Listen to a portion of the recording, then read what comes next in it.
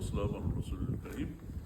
ربنا تقبل منا اللهم آتنا نفوسنا تقواها وزكيها أنت خير من زكاها وليها ومولانا ومشركنا وبعد. All the praises belong to Allah subhanahu wa ta'ala, and peace and blessings be upon Prophet Muhammad sallallahu alayhi wa sallam. Continue on the fiqh al-Hanbaliya, the rulings from the school of Ahmad Ibn Hanbal. And we're on the chapter on the foods, Kitab al-Atima, on which animals are allowed and which ones are not allowed. So we'll go through the different rulings for that, inshallah, Allah subhanahu wa ta'ala willing. And let's go through, inshallah, on Kitab on the Ma Yahillu, Bahriya, So the first point is, do you want to say it or should I just say it for the Salibai? I can say this, inshallah. Oh, okay. So the first, what is allowed and what is forbidden in the animals? Yes. Number 12, can you read? You want to the clip here or? There is a clip there. Is that yours or? Clip? No, you could just, don't worry about that, inshallah. Okay, this is a topic about what is allowed and what is forbidden from the animals. Yes. According to Ahmad Ibn Hanbal. Yes. Al-Umdat Ibn Qudam. Yes. Yeah. The animals are of two types, water and land. Yes. As for the water animals, all of them are allowed except sea snake, frog, crocodile. Okay, let's go little by little on each one. Okay. Yeah, we can cover a lot of them. Okay, so in the animals, what happens is there's some that live in the water. They live there most of their life or all their life in the water, and some that live on the land. And in the rulings of Islam, they make a distinction. You know, if the animal is in the land and if the animal is in the water. You know, because if you see number 13 over there, it says for all of the land, all the animals that live in the water, they are allowed. You know, the ones that live in the water. The ones that are in the land, then you have to do some. That's where you have to do the things that are mentioned in the rulings for it. But that's one of the rules that Allah subhanahu wa ta'ala made, that the lands in the water are allowed. And in Arabic, they have the name for it. They have like the regular land animals. Then they have the ones that are in the water. They say bahriya, for example. You know, like for example, you have insan, and you have insan bahriya, you have human being, and then the human. Literally, they use the word insan bahriya, the sea of the human being. And you have, likewise, you have khinzir, you have khinzir bahriya. Like all the different land animals that you have, you also have the sea animals. They use the same name except they put bahriya on the end, the sea animals from it. So that's where they're divided into two categories, the land animals and the sea animals. And then point number 13 is that the ones in the sea animals, in the Hanbali school, they're all allowed except for what's mentioned afterwards. And that's what Allah subhanahu wa ta'ala, that's how Allah subhanahu wa ta'ala did. The land animals, you have to go through, and certain ones are allowed, certain ones are not. But in the sea animals, they're all allowed. That's what they're, except for the ones that are mentioned there. And number 14, what's the first one? Is number 14? You see that one? The sea snake. Sea snake. And this over here, the other ulama, they have different opinions on whether it's allowed or not. Because some of the ulama, they go by that it's an animal of the water, so therefore it's allowed. But some of the other ulama, they say that it has the fangs. And there's other narrations that say that the animals with the fangs that they use for hunting are not allowed. So because of that, there's an ikhtilaf in the ulama. But in the Hanbali school, they say that the sea snake, the snake that lives in the water is not allowed. That's forbidden. And number 15, what is that, brother? Frog. Okay. The frog is not allowed. And the reason for that is because there's some narrations of hadith that say the frog, when it makes a noise, it says the tasbih of Allah subhanahu wa ta'ala. And the narration from Rasulullah sallallahu alayhi wa sallam, he said not to kill the frogs because when they're making that sound, the croaking sound, they're doing the dhikr of Allah subhanahu wa ta'ala, so that's why it was mentioned. And the sheikh in the Hanbali school, the rulings that he comes by with, he always goes by the different hadith narrations and what's mentioned in the text. And these things that he comes up with the frog, it's mentioned in some hadiths, and some the hadiths are not very strong hadiths, but they're weaker hadiths. But Imam Ahmad, he goes by that, about the frog. So that's number 15. And number 16, what is that? The timsah, crocodile or alligator. And what happens in Arabic, they have a particular name for the animal. It refers to all the animals that are similar to it. Like, for example, when you use the word bakara, it would refer to bison, buffalo, bull, all the animals that are similar to it. So the same thing with timsah. When you use alligator, it refers to crocodiles and the other animals that are similar to it. And in the Hanbali school, they say that's not allowed, the crocodile. And this over here is questionable. The reason being because it lives in both places. It lives in the water and it lives on the land. And so then that comes out to be questionable about whether it's an animal of the water or the land or not. And then the issue is that it has the teeth. The crocodile has a lot of teeth. And another narration that says that the animals with the dhunab, prominent fang teeth, are not allowed, prominent incisor teeth.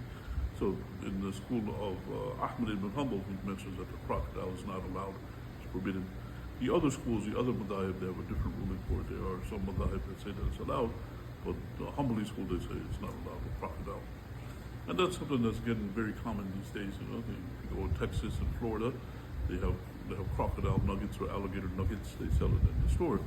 So that is something that's becoming popular. So, but in the Hanbali school, they say it's not about crocodile. Okay, go to number 17. Does it say? Yeah. As for men animals, all prominent fangs used for hunting are forbidden. Yes. So that's a hadith from Rasulullah sallallahu alaihi wasallam. Kullu dhunabin min as-sabaha wa aklu haram. Means all the animals that hunt and they have the incisors or they have the fangs, and they use that to catch other animals, the carnivorous animals, you could say, with the fangs. Say all of them are not allowed. That's the hadith from Rasulullah sallallahu alaihi wasallam. Like you have, for example, the tigers and lions. They have the fangs, so they would not be allowed. And all the ones that have the fangs, they're not allowed on the land animals. The snake has the fangs, so those aren't allowed. So that's one of the hadith from Rasulullah sallallahu alaihi wasallam that many ulama they go by, that the land animals with the fangs, they're not allowed. Number 17. Okay, number 18, Brother Salim Bhai, you read that one? And every bird with prominent callus. Yes. So, dhu mikhlab min at-tuyur, those are also not allowed. That's part of a hadith from Rasulullah sallallahu alaihi wasallam as well. He mentioned that in a hadith narration, that the kullu dhinabin, the animals with prominent teeth, the fangs and the incisor teeth, not allowed. And all the birds with the talons, the ones that they use to tear the flesh of their talons, those are not allowed. The makhlab. Like you have, for example, the eagle, and you have falcon, and what they do is they catch other animals and they use their claws, their talons, to tear the flesh of other animals. So those are forbidden also. And that's according to the hadith from Rasulullah sallallahu alaihi wasallam, that the animals, all of them with the prominent incisor teeth, and the birds with the claws or with the talons, those are not allowed. Okay, let's go to number 19. Number 19. Vultures. The vultures. Okay, the vultures, what happens is they eat the carcasses and they eat the dead meat, and that's the reason I say that's not allowed. The vultures, that's one of the reasons for it. And what they do is, see, like when an animal it died or it's on the land, and all the vultures come down and swoop down on it and start eating it. And then what happens is, they might have a variety of reasons that they're forbidden, but they eat the meat that's considered to be impure. And when they digest it, that's something that's not allowed. I think the Sheikh also mentions that later on, the birds that do that, but that's something about the vultures. So that's the reason that you have the forbiddance for them. And also they might have the talons also, the talons that they tear. So those are the two reasons that you have the vultures. Okay, number 20 is the Brother Salim Bhai, you read that one? Pied crow. Yes, the wurab, the pied crow that they have. And that's mentioned in the Quran when the two sons of Adam, the one killed his brother, then Allah subhanahu wa ta'ala sent the wurab down, the raven, and the raven fought with another raven and killed the other one. Then the raven started scratching the ground, and the one son of Adam, he dug the earth. So that's what it says. غراب الذين أبقى, and that comes out to be the pied crow. That's what that was referred to. That the Sheikh he specifically mentioned that animal, that the crow is not allowed. in Ibn Qudama in his explanation. So that's the one. Okay, so that's another one that's not allowed for the pied crow. That's what the Sheikh mentioned. Okay, number 21, the donkey. And that happened in the time that the Muslims conquered Khaybar. What happened? Rasulullah sallallahu alaihi wasallam, he said, that the donkey is not allowed, and people are not allowed to eat the donkey meat. The himar al-ahli, they use that term for it. And what happens in Arabic? They have the term. They have two terms: himar al-ahli and himar al-wahshi. And the himar al-ahli, which is a donkey, that's not allowed. And then you have himar al-wahshi, which is a zebra, and the himar al-wahshi that is not forbidden. The himar al-wahshi is allowed. So you have those two things. So the donkey is not allowed. The person they can't eat the donkey meat. And then you have the zebra, which they use the same word in Arabic, and that one is allowed according to the hadith from Rasulullah sallallahu alaihi wasallam. So you have that one, the himar al-ahli. And the Quran, it mentions many places about the himar, ankara aswat la sawt al-hamir, the most detestable of noises is the sound of a donkey. That's what it mentions. Okay, and number 22, what is that? Mule. The mule. So what happens is, normally speaking, the horses, they're not forbidden, but there's some detestation on eating the horses. And the donkeys are forbidden. So then what happens is when the two mate, when you have a horse and a mule, when a horse and a donkey, they mate, and they give birth to a mule. A mule is what they have. It's half horse and half donkey that they have, and they call that mule biqal in Arabic. And because it's half donkey, therefore it's considered to be haram. That's what they say. Because you have a mixture of donkey and a mixture of horse, and then you have mule. And then what happens, mules, they don't reproduce, so that's it. So you don't have a mule mixing with anything else. You just have the horses and donkeys per se that reproduce. So that's what he mentioned. The mule also is something that's forbidden, number 22. Okay? And then number 23, what's it say? What is carrion that meat from birds? Yes. So that's what I mentioned earlier about the vultures, and there's also other birds. What they do is they eat the dead meat, and they come and they eat that, and they call that the impurities that they eat, it's called jalla, and animals that do that is called jalala, that's the term that they use for it. So the animals that eat this filth, because they consume all the impurities, then it's considered to be forbidden. And that's what the Sheikh said, the birds that eat that, as well as the animals too, they eat the filthy things, and they're considered to be filth eaters, and those are not allowed. And the vultures, they do that, and perhaps some other birds, they might be doing that also. They would eat the carcasses and the dead meat and carrion and things like that. The dead meat when the animal dies, and then they come and they eat the dead flesh. So those are forbidden to eat. And the birds as well as the other animals are forbidden. So that's what he mentioned on number 23. Okay, and then number 24. The pests that are disgusting, like mice and similar. Yes. So that's what the Sheikh, he said, that what happens is the insects that are considered to be khabith, considered to be disgusting, those are not allowed, like mice. Mice are forbidden. Mice are considered to be rodents, to be pests. And that's what the Sheikh, he said, that you can't eat mice. Mice are forbidden because they're considered to be khabith, the ones that are filthy and disgusting.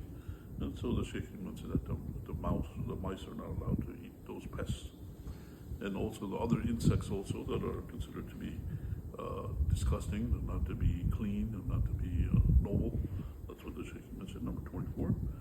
And then number 25, he gives an exception to them. Except, and lizards. right. So they have those two things, the jarboa and the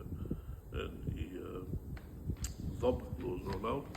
And that's what happened at the time of Prophet Muhammad sallallahu alaihi wasallam. If you read number 26 in the hadith, what happened, Rasulullah sallallahu alaihi wasallam was there on the table, and somebody brought lizard on the table, and Khalid bin Walid was over there. So Rasulullah sallallahu alaihi wasallam didn't eat the lizard, but Khalid bin Walid, he asked Prophet Muhammad sallallahu alaihi wasallam, is this something that's forbidden? Or the Rasulullah sallallahu alaihi wasallam said, no, it's not forbidden, it's just, this is not what we normally eat. So Khalid ate the lizard in front of Rasulullah sallallahu alaihi wasallam on the table. So that's what the hadith had mentioned. So these things are allowed, but Rasulullah sallallahu alaihi wasallam, he didn't normally eat them.